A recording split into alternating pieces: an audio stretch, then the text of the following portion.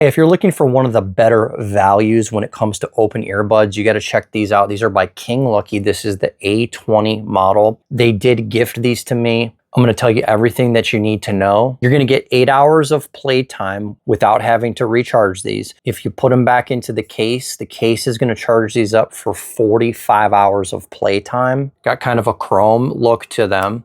These are open ear, so when you put them in, you're just going to go ahead, slide them over. They're very comfortable. And what I like about these is you can run and you can work out in these. That's the whole point of these, is they kind of grip onto your ear. While they are grippy, they're not like squeezing my ear to the point where it's annoying.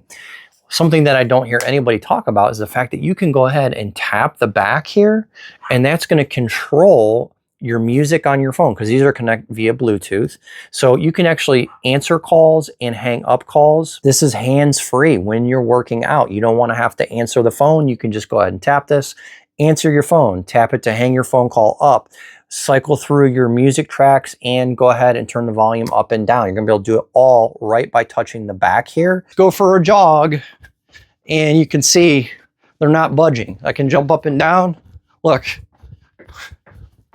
wiggle my head.